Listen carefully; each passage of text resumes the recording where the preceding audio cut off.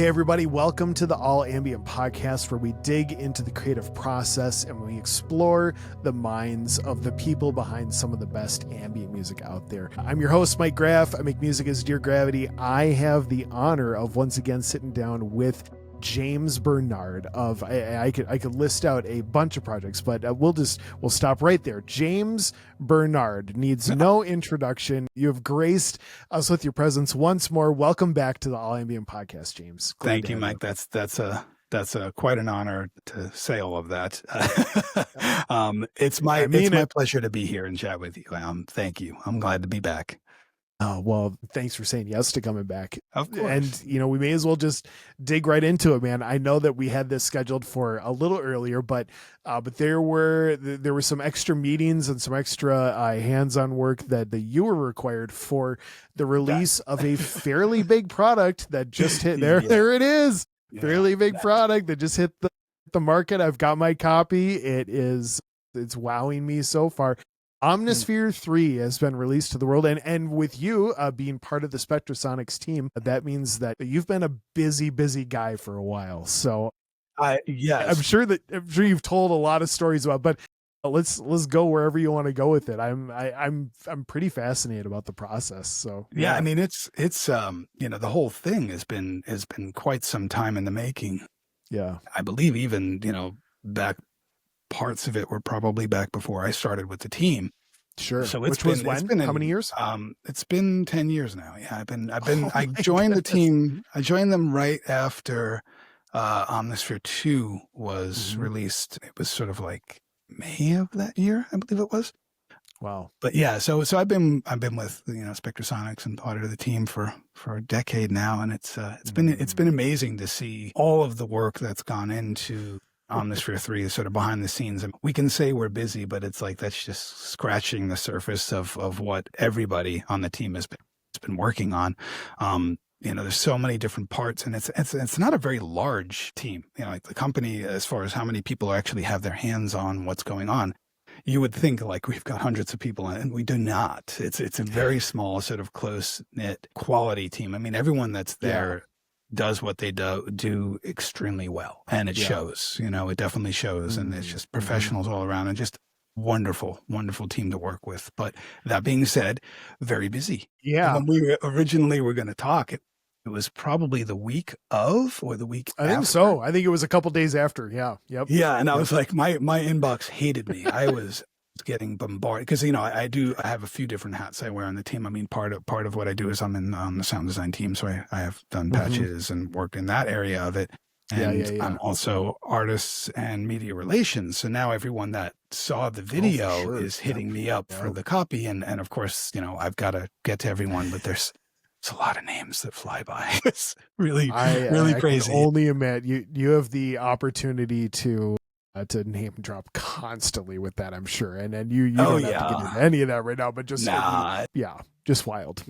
Yeah, I mean it's all the upper echelons of whatever genre of music you can think of.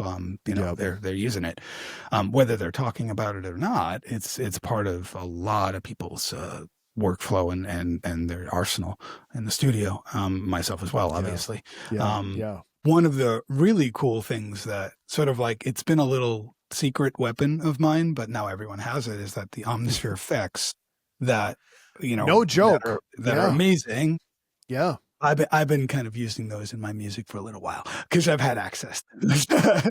So you've heard them, but you didn't know it. Yeah, but yeah, it's those are amazing. I mean, that's just even on its own. I use those in mixing. I use them in mastering. I use them in lots of different things. Yeah, they're just a wonderful sounding effects, and that was just the bonus on top of the plugin and the instrument being as amazing as on its own, and then you add the effects in. It was just like game over kind of. Absolutely, I love that. Yeah, and it was not. I got to be careful on how I say it, because it is not as though I was less impressed by Omnisphere 3 as a whole when I saw that you were able to just essentially take the effect rack as its own plugin. I was like, that's a dope move, man. Like, what a cool thing. Because there are a lot of times where when I love all the the different patches and the different sample libraries, but then to kind of look at the chain behind it, Mm. and to then kind of replicate that out to other patches that I kind of like too is a fun thing. And so to almost be able to dissect the two completely, and Mm. or at least to find a way where you can superimpose that maybe a little bit more user friendly kind of way is just awesome. And I think that's Yeah. a great move. Well, yeah, It's a wonderful little yeah, add-on, you know, it's a wonderful yeah, little Easter egg, if you will. But yeah. yeah, but it's Well, been, sorry, everybody it's else been knows the secret now, man. But hey, you've had so much more time with it. You've just got it that much more dialed in. You're already that much further down the road. You're good. We're yeah, good. I'm pretty dialed in on it. I've definitely been working with it. You know, there was a period of time where, you know, I do this series of videos that for Spectrasonics called cheat codes, where I've been doing these Mm, sort of like little tips and trying to mm, keep them under a minute. mm-hmm. And I had been doing those for some time. And then when we were working on Omnisphere 3 and like thinking about all of the new things that were coming, there were definitely times where I was like having to work both on Omnisphere 2 for the videos and then on the same computer have Omnisphere 3. And it was like going back and forth the two would definitely twist my brain a bit because there were Oh, things I was for reaching sure. for and trying to do in 2 that I was like, oh wait, we're not there yet. That's on 3. And then some videos where it was like the whole concept of the video, it was like pretty much done because I do all the scripting, I do all of the Sure, recording, all the editing, sure. everything for the video, which I'm sure you're familiar with. Oh my goodness. You know the fun that is, you know, to make 1 minute worth of video takes how long? This But, you is know, this kind is of a little peek bouncing, behind the curtain, folks. It's very real. you would never believe. But, you know, going between the two, and then sometimes the idea that I might come up with, the concept of what the cheat code was going to be, would sometimes be like, oh, this is a great idea. And Eric would look at it and be like, you know, this is great, but you know what? It's actually going to be better if we wait until version 3 for that one. So I have a whole folder of like videos that Mm, I had to wait on that I now need to pull back from and sort of see, okay, now let's redo that. yeah. But yeah, Oh my goodness. Yeah, it's that's a really fascinating and good point that you made, like, as far as like updates within the current thing, or do we save this for a whole new play? And I'm sure that part of it is just, just trying to make sure, like you said, with the small team, like making sure that everybody's workload isn't just absolutely full to the gills constantly with no breathing room whatsoever. But like totally. there can be a grace in like, hey, yes, I hear you on the feature that you want. We're bringing that to 3, no problem at Yeah. all. And like, yeah, there's just it's kind of that balance, and there's no way to ever make everybody happy. But from like a dev standpoint, I can Yeah. appreciate the calls that are made of that, and also very exciting to have this out in the world now and to be able to roll out all those new features that everybody's Oh been yeah. talking about for years. And man, I'm so excited for you and the whole team. Just what a Oh great yeah. thing, dude. It's been wonderful. I mean, the reaction, the response, the Yeah, enthusiasm has been sort of off the charts. I mean, much more than we even expected. I mean, we've hoped, but the awesome. amount of people that have just been, you know, sharing things about it, talking to others about it, and just Yeah. really enthusiastic. And of course, there's going to be people who are, you know, they have their, and that's to be expected these days. You know, Yeah. everyone's kind of Yeah. got their hot take, and it's great. We kind of take that stuff in stride because we look at anyone's critiques as possibly some place we didn't quite hit the mark. And so Sure. Yep. let's look at that, you know, and it's not like every single critique we're going to be like, oh yeah, you're right. Sometimes it's just like, no, you're just being difficult.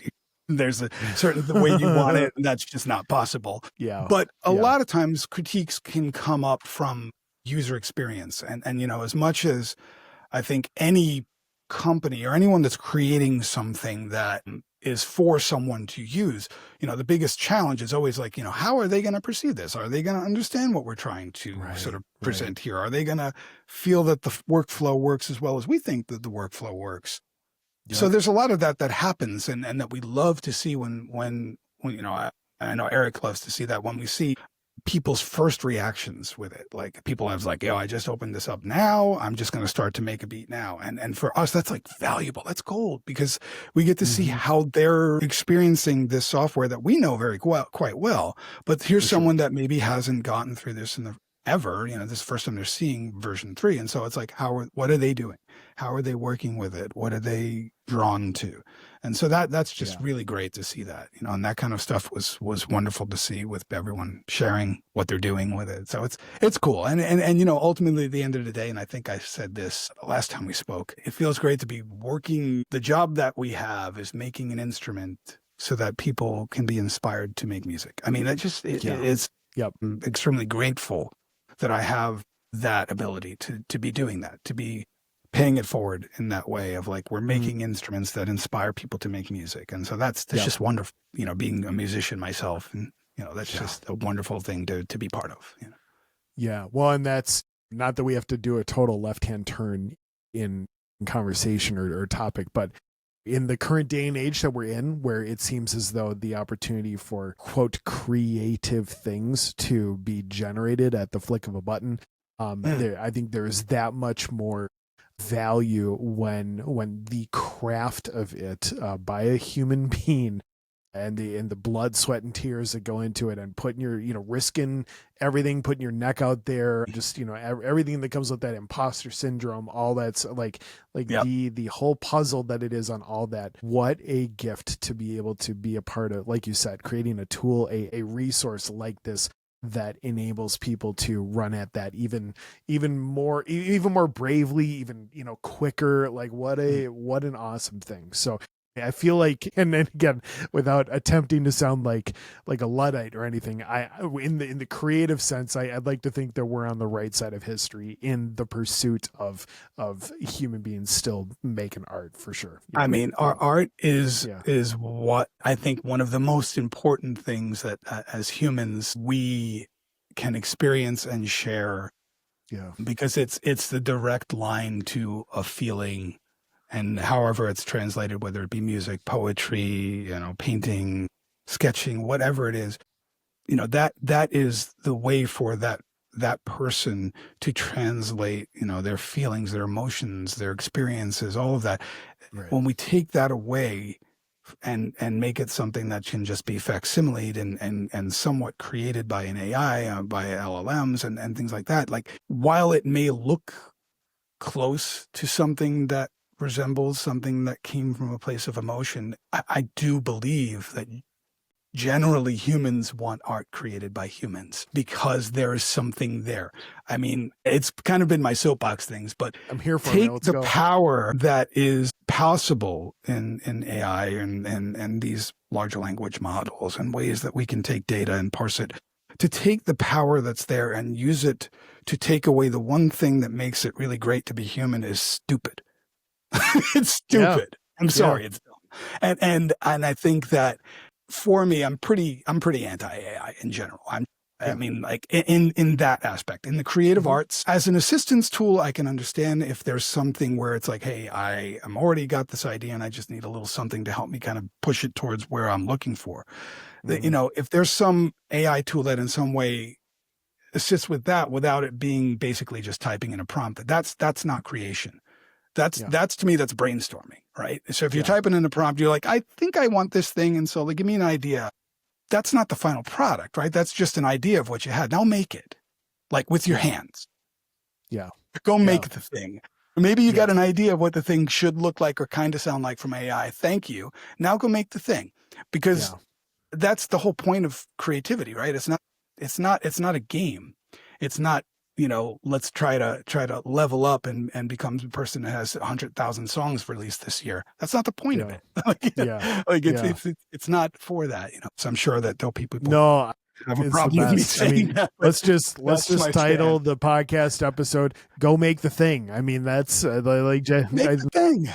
Absolutely. Well, I mean, with all the different ways that you are making things, man, thank you for modeling that well. I mean, certainly everything at Spectrasonics, but also just all the releases that you're putting out under your different lanes. And I know we mentioned it before we hit start record, but you had mentioned at the end of the last time we had you on that you were about to drop the Almost an Island release, of course, with your lovely wife Cynthia, and then with Kenneth. Yeah, what an honestly, like, it hits all the right things for me. I've listened to it multiple times ever since, and so way to keep. I mean, to create across all the different lanes. I love it, man. Tell me about before we go on. Tell me about kind of response to that, and just how you guys are feeling about that project, and what the trajectory looks like a little bit. I mean, I'm always fascinated by that stuff. Yeah. Yeah, that project. I mean, Did really well. I mean, it got a great response. I mean, we were pretty lucky. There were a lot of actually fellow friends and musicians that were like, "How did you get all that media coverage?" And we were like, "Actually, we don't know. We kind of just like sent it out to people and said, Oh, yeah, here." yeah. And somehow, I guess a lot of people connected with it. So we're really happy about how that transpired. I mean, I'd hoped obviously that people would connect with it, and it definitely happened. And, the whole project, it really flowed so effortlessly between us. Like Mm, what started it off for us was we had done well, it was even before that, but what started this project was that, Kenneth had reached out. He and I knew each other from like way back in the day, back when I worked with Propellerhead software. And yeah, yep. he had somehow, I don't know if we had talked about this last time, did we? I think we Or no? did bits and pieces. Okay. Reason was a fat, Yeah, yeah. so that was, Yep. that was the history there. But like, we had done a remix for him of a song. Cynthia and I did a remix for him of one of the songs off of an album he was releasing. The remix was called The Art of Forgetting Yourself. And if you look Mm, that up and look up the Awakened Souls remix, it's on streaming and stuff. You can hear exactly where Almost an Island started. Like that's really that cool. Yeah, remix is exactly where we started, because it was yeah. a song that he had some parts with his friend David Kutter, I think is the way he pronounce his last name. If not, I'm sorry, David. But he's a pedal steel player, wonderful, amazing Awesome. pedal steel player. And so he had sent us these stems of him and David, and we built this. Cynthia did all of the chopping she loved. She like found a newfound love for chopping up pedal steel samples and creating textures and songs out of them. And so Love it. if you hear that song, you can totally hear how Almost an Island happened from there, I because we love did it. that and it flowed, and Kenneth was like, yo, this is crazy what you guys did.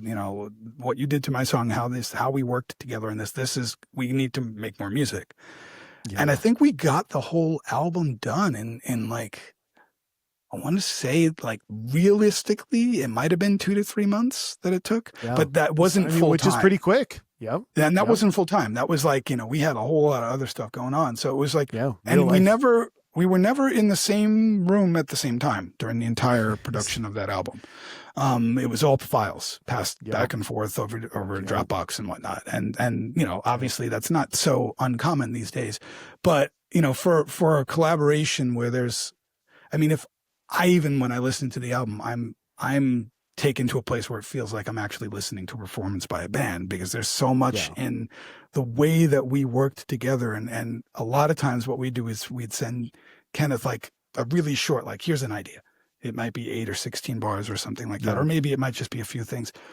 And then he would write this long piece. He would take that stuff and maybe take pieces of it, do sample, do processing, and then build this like sort of long piece. And then he'd be like, just chop up whatever you want. And a lot of times what we would do is then just delete everything we did and then write new stuff to that whole new piece that he just wrote. Because it was like, well, this flow you got here is gorgeous, and so let's just write to that. And Yeah. Off the Grid, so much of that album was like there. I have no idea what the tempo or time signature Right. is on for that I stuff, love because that. that Yeah. wasn't it. It was just feel. Yeah. Total feel. Some of the stuff, obviously, the stuff with the drums and the stuff that has more like repetitive motifs and things like that, more following a tempo, but a lot of them is just So fun great, stuff. man. But we have more stuff we're working on. We actually have, if Kenneth had his way, we would be currently working on album 2, and be halfway through, because he's really excited, and I think it's wonderful.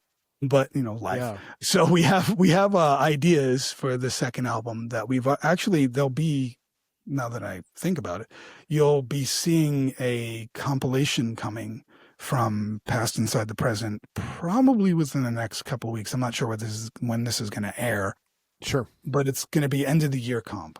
And Oh, cool. This end of should the be year up comp. for end of year. So yeah. Okay, yeah. So it may either have been announced or already be coming. Great. But it's Awesome. an end of the year comp that's going to be sort of 2 albums. One is an album, I think we did this last year too, where it was an album of songs that were released in the last year, and then they're mixed by our friend Lacey, DJ Inquiry, that she's doing like a mix of those songs. But then the companion album is all new stuff. And so we have a new Almost an Very Island cool. song on there. And that's kind of showing a little of where we're leaning towards in this next album, I think. So I think you'll like that. So keep an eye out for that one for sure. I 100% will do, and we'll put links in the show notes to all that. But oh man, I Wonderful. love it. And of course the dad joke guy in me was like, I wonder if they're gonna call the next release Archipelago, and like just starting to think through all the dumb, like, We're which just going to just continue on with that hardly even whole deserves the air that you're using to laugh at that. But I keep on doing great stuff with that, man. I love it. You and Cynthia and Kenneth are crushing it in that lane. And thank you. Yeah, it just feels good. It feels right, and it feels like it's such a natural flow the way we've been working. I think for the next one that we actually are going to go to a studio. So cool. We're going to see how that all works out, and that'll actually be the first time that we've ever collaborated with someone in real time. Like all the collaborations that Cynthia and I have ever done, it's always been remote, so this will be fun. It'll be interesting to see what comes out. There's extra life, right? Like I love that. I'm really excited for you. I can't wait to hear about it. I'm very similar to you guys, and I think probably a lot of people in in the ambient spaces, in the electronic, just take your pick. That they're the power of the internet is a beautiful thing, and swapping files and talking back and forth, like it's great. But I mean, there's just that magnetic, like there's magic that happens when you're able to real time respond to somebody, and the way that you respond musically, like they're able to immediately. I mean, it's like the old jam and everything, and to like it is hard to not get extremely excited about that when it happens. So the few times that I have also done it in person, I just got back a couple weeks ago from one of them, and it's everything that I that you want it to be. So I can't wait to hear what comes from the in-person sessions. That'll be great. Yeah, it's that jam together definitely fills you up, man. It's man. It's like no other feeling like it when you're connecting and doing it in real time. It's been a while since I've done that. I used to play in bands back in the day, so it's been a while since I've had that. But Cynthia and I get that all the time. I mean, we're here. This is our studio, so we collaborate all the time. So. What a joy to have that baked in. That's so cool. I didn't even think about it till right now. I may have subconsciously, like, I just picked up something within the last couple of months, and I don't think it was because I'm head over heels for Almost an Island, but maybe it is. But I've got, if I scoot out of the way, I've got just a baby little Gretsch lap steel, just like sitting right up against my key, like my computer keyboard, and then that's just like and I've got a silly little like 4-inch patch cable, just wiring it right into the Apollo, and I'm like, why not? It has already made its way onto plenty of stuff, and there's just some fun on like. Man, when you find, and this is, I mean, we could keep left hand turning right into AI and all that. We don't have to, but the idea of like finding the spaces in between notes that no one would ever, there would be no program that would find that particular little space that's sliding from here to here, and at what speed are you doing it? Like, how long are you taking to get there? How long are you hanging on? Like that's all. That's all the gestures, right? That's all the human. Yep. And that's what you feel that connection. There's a synth that I have that I use for that kind of thing as well, which is the Osmos, which I'm sure you're familiar with. It's MPE, and it's wonderful for being able to do those articulations on the keyboard where you can like take a note and slightly bend each note to where you want it, but just per note. And like wiggle if you need to and all of that. And then, having the force sensing and whatnot. It's so different and so evocative and emotive to play a sound where just one note can carry so much emotion by just depending on, how you're, it's really cool. I mean, we could do a whole case study on the songs that move us and how many of them are because a single note melody was performed in a way that just like captivates. I mean, just hairs on the back of your neck. Yeah. Yep. Yeah. That's not dismissing all the value of everything around that particular single note melody, but yeah, I mean, there's something to the way that lands and is performed that can just be the make or break for sure. Yeah, that's so It's amazing too when you think about it that if you break it down scientifically, it's just this wiggly air that somehow made us get a feeling. Like somehow the wiggly air hit our drum, hit our transducers in our ears. That transmitted, electrical signals up to our brain, and that made us feel. It's crazy. Isn't that wild? Let's talk about wiggly air around here. Yep. This is Do a good. little This is insane good. clown posse thing, right? Oh man, James, I missed you, dude. This just feels like old friends all over again. It's great. For It's sure, great, man. For sure. man. Okay, so I if I can clue in a little bit, I would love to hear more of the sound design process of your involvement in helping bring some of the patches and some of the sample libraries and everything within. And I know that workload is divided out amongst a bunch of Oh people, yeah, so you yeah, for played sure. a part in it for sure. And you know, feel free to leave out the stuff that you weren't working on. But I mean, the sheer number of available sounds to monkey around with is just, I mean, literally, I at this point I've set aside an hour a week to go through as many as I can, and Yeah, I'm sure that it'll take me lot. a year and a half plus to, you know, to Yeah. finally scratch the last one off that list. But yeah, like it just I'm always. I'm always curious, and you can go wherever you want with it. But like, maybe first things first, like, is it chicken or the egg, right? Like, did you guys kind of just create as much as you possibly could and then started grouping things as time went on, just you were Oh yeah, inspired by there's a this, I'm lot going of to create that? patches. Or was there, yeah, or, you know, the other side of it would be, we have this category and we need to fill this Mhm, many patches into that. And I just, you know, mhm. maybe part of it is more, you know, just the approach from the top down at Spectrasonics and how you guys do your thing. But yeah, I am very curious on how the patches came to be. Yeah. I can tell you, I mean, the process of far as creating patches when we're in that space of like, okay, it's time now to start getting patches submitted and doing things. Yeah. The thing that Eric does is he doesn't initially give anyone any, here's what we need. Mm. It's give me your stuff. It's like I go kind of love that, man. Yep. create, see Yep. what comes out, and then a lot of times, you know, the really difficult work. It's not the patch creation. It's the taking these thousands upon thousands of sounds that people have created and submitted, and figuring out where did they go, Mm-hmm. what did they fit in. I don't do that, Mm-hmm. and that's Mm-hmm. Eric and Seth Norman Yep.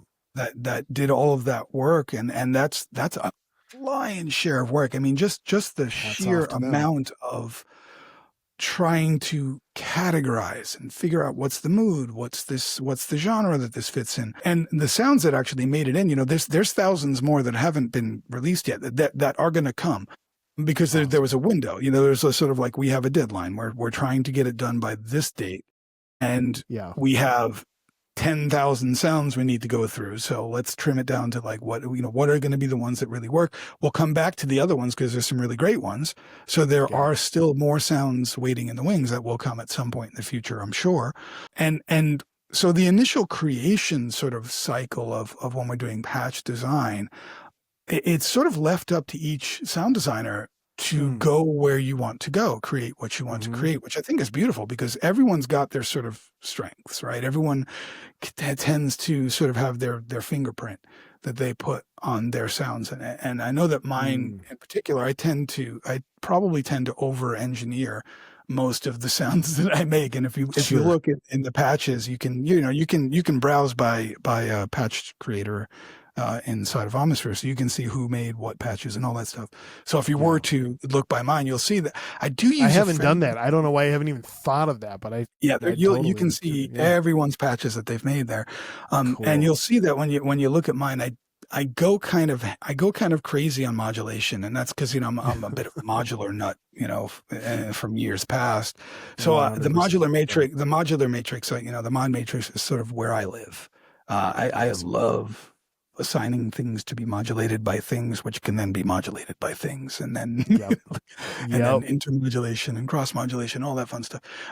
It's just sort of like that stuff. But I tend to like a lot of movement happening in sounds that I create, some sort of Mm-hmm. texture, sort of little stories, if you will. Like each sound almost feels like it's a world. And that's Mm-hmm. kind of a lot of times when I approach sort of those types of sounds. And then of course I've got my, old school electronic gritty side to me. So I did Yes, make sir. quite a few angry neuro basses and things like that I made in there as well, where I went a little wacky. But initially, like I said, when we were doing the sort of the initial patch harvesting or creation period of things, Eric is very open to just like submit, bring them all in, whatever you got. Yeah. And then he will do the job of and the work of, which is a lot of work, of going through the patches and seeing where they fit and maybe making little tweaks that might be necessary to have it fit within that particular category or to his ears, because ultimately it has to sound good to Eric. Yeah. This is his baby. And so we're all helping, we're all doing our part, we're all putting our sounds in, but it's ultimately his ears are the end result. Sure. So it goes through Eric, and he's the one that proves like, yeah, this sounds good. And when he likes it, we know it's going to be great. That's awesome. So, but as far as like the aspect of creating the samples, so there's quite a few, new sound sources and things like that. I'm not involved in that aspect, and that is levels beyond, the stuff that I do. I mean, because there's, sure. when they're dealing with the multiple sounds, multiple round robins, multiple velocities, I do know that, just to take an example for when we did Keyscape, I know that the electric piano, the Rhodes, that was a full year of sampling every single day for like 10 hours a day. It was insane. You can tell, man. I mean, that is one of the go-to Rhodes and kind of that EP sound that it is hard to find one that feels more lifelike than that. So like it definitely translates the final product for sure. But for sure, it is good to remind yourself like, so I wonder how they did that. Oh, well, the whole crew worked on it for pretty much all of pick your year, and there you go. It's an amazing amount of attention to detail that goes into those aspects of things, so much so that you don't even realize that's behind the scenes. You just get the final result, and it's just like, yeah, it sounds great, it feels like the real thing, but it's definitely a lot of steps to get it to that place. It's a lot. Just in case anybody ever like balks at price ever again, like how come it costs? Well, I mean, do you want us to tell you how many hours have gone into this and how many? Like there's, why does a Ferrari cost a lot? Gee, I wonder. Right, man. I like that. That is a great analogy. Go buy Omnisphere and Keyscape, everybody. Yeah. Oh man, that's fabulous. Yeah, for sure. Oh my goodness. Well, I love that. Are you currently, is your plate clean of new patches that are currently being worked on by you, or are you always noodling around with something and it's just kind of just a matter of time before they show up in some update or release or anything? I'm currently on a pause on doing any patches. I hit it pretty hard there towards the end where I was doing a lot of them. You deserve a rest. Sure. Yeah, including effects patches. So I was doing a lot of effects presets as well for the Omni effects rack. And so like I definitely kind of was like ready to take a break for a second and not like keep staring at the screen. But I know that we're gonna probably head back into that land at some point. Yeah. But yeah, right now I've backed off of the looking at it like a sound designer and now looking at it like a musician and enjoying the sounds that everyone has created and using them. It's been fun. I mean, especially there's a little trick that I've been using. I have an album that's coming next year that is going to be on Past, Inside, and the Present. Mm-hmm. These songs, the sort of approach for a lot of these songs was using this combination of Omnisphere plus this program, which I'm not sure if you're familiar with, called Harmony Bloom from a designer called Mario Nieto, I think is his name. I think it's Italian. Sure. Tell me more. It's an interesting app. It strictly generates notes, MIDI notes, melodies. Mm-hmm. And it's very cyclical, it sort of has this round sort of cyclical thing. And it's essentially creating, you can tell it what your scale type is, what the note, pool is coming from. You can even put in your own notes as the pool that it chooses from. And then it has these sort of patterns that appear on the screen. It's very similar to, I wouldn't say an aesthetic, but in sonically and how it goes about producing these melodic passages to that program Bloom by Brian Eno, which is another sort of fun little thing. But this is sort of in that aspect, but it's really, really fun. I mean, it's wonderful. And so I've kind of have this little trick where I use that as a way to sort of input a pool of notes and then inside of Omnisphere, I'm slowing everything down to where notes are just kind of being fed into it, but really slow attack, really slow release. So it just sort of like gets this note and it sort of has its moment and fades. But as it sees clusters, certain notes come in and out. And so it's sort of like a drone that's always sort of evolving in a way, almost like waves, so it sort of feels Yeah. like ocean waves, but with notes that sort of are coming in and drifting out. So that's a lot of what's on my next album is these, because I've kind of wanted to make an album that was going back to the mindset of atmospherics, which is making music for me to go to sleep, because it's hard to sleep these days, in general, for I think a lot of us. Yeah. So my roots were always, the way I got myself to be able to wind down at the end of the night was listening to some music that I've created, which was for that purpose. So I went back there for this new album, and that'll be out sometime next year. I'm still kind of working on the name of it, but Yeah. Is it going to be under the James Bernard moniker, or? Yeah, it's going to be mine. Awesome. It's going to be a solo album.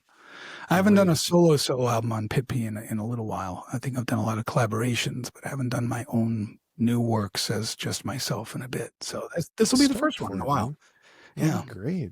Awesome. We'll make some noise about it the moment that it drops, whenever that is. Whenever. Yeah. I have to look at the schedule. I'm not sure what's Zach had on there. Yeah. No, it's all good, man. Well, it kind of leads me to, and what you were saying about kind of taking off your sound designer hat and putting on your musician hat, and kind of the process with all of that. I think that there are probably a lot of us, myself included, who are, wear multiple hats even within kind of the music lane itself. Like, hey, I'm working on, we're working on this product, or working on, this aspect of the music industry or of the process, in addition to being an artist. And I think there are a lot of times where I almost look at it as like a liability for myself, where I'm like, think of how much more time you could put into this if you weren't doing that thing.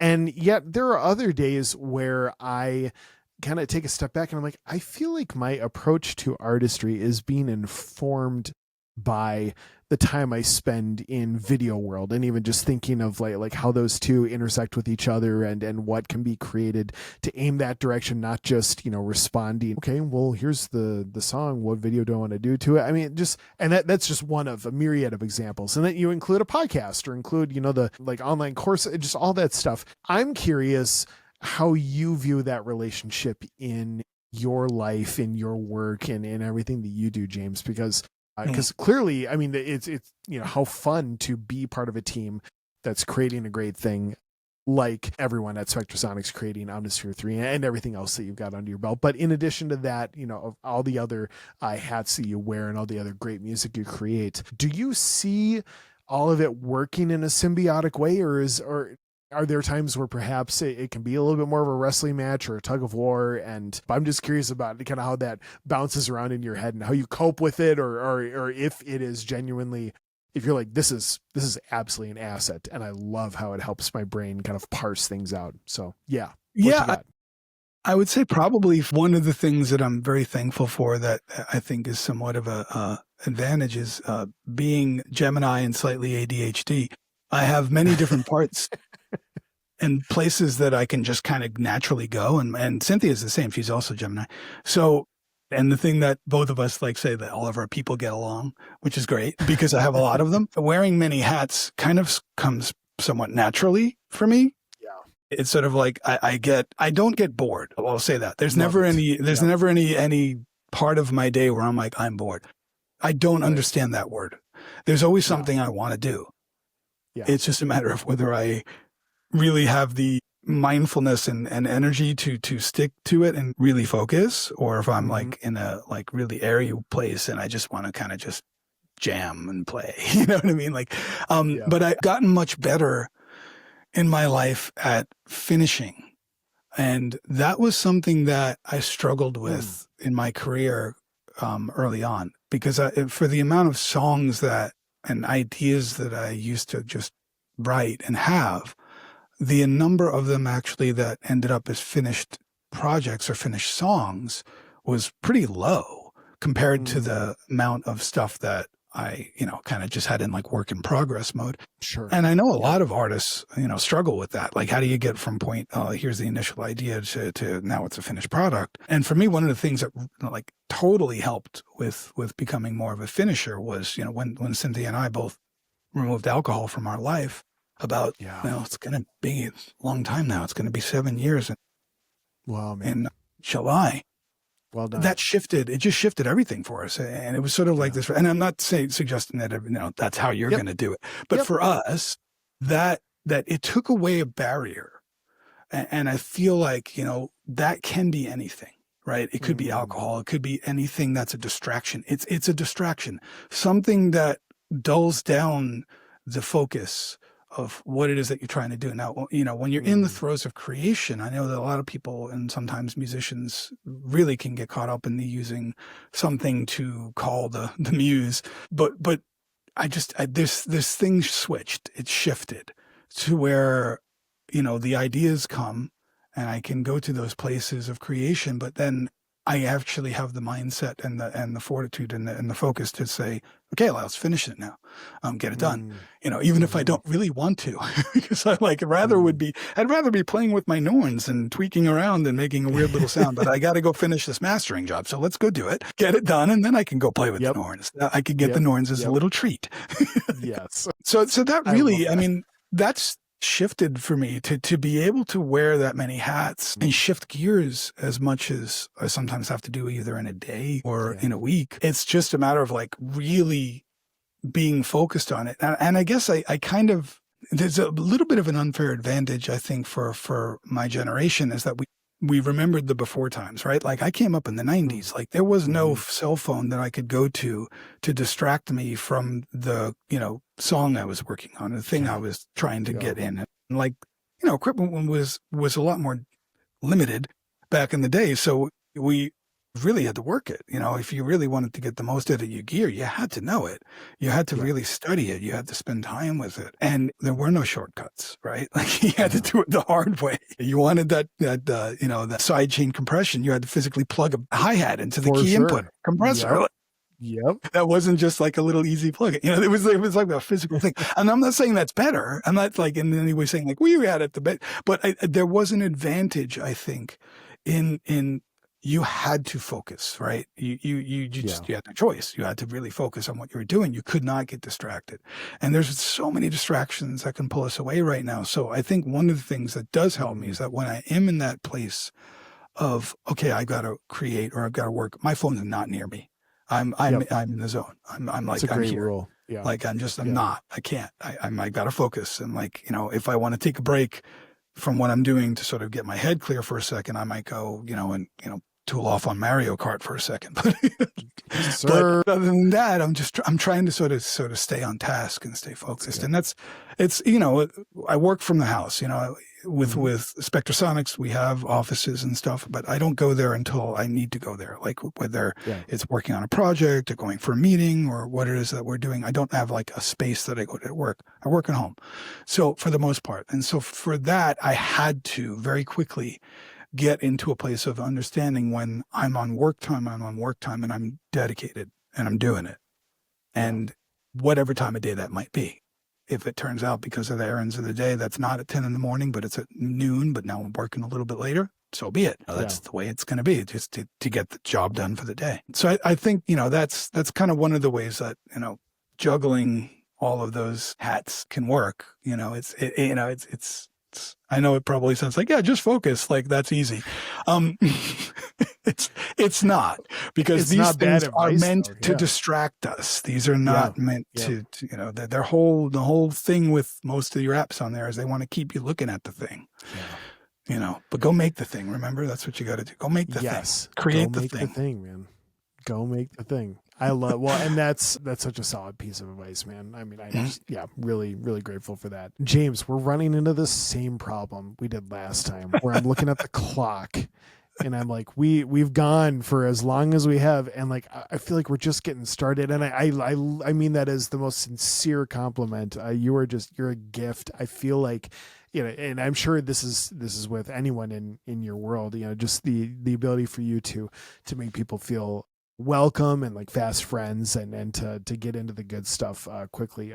It is truly a gift of yours, and so hats off to you for that. But also just thank you for sure. Of all the things that you could say yes to, you said yes to some more time with with the all ambient community, and of course that is not lost on me or on anybody who's involved. And seriously, you are paving the way in a lot of. You need to give yourself more credit.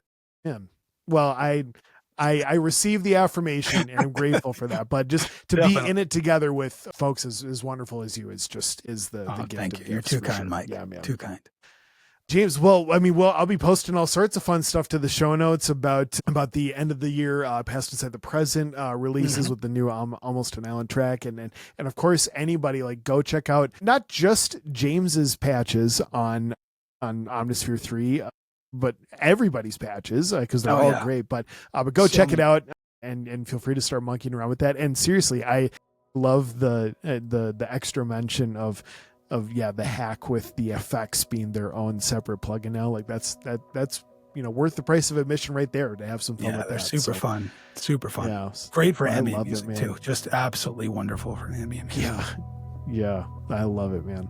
Well, James, you are the best. Thank you for spending time.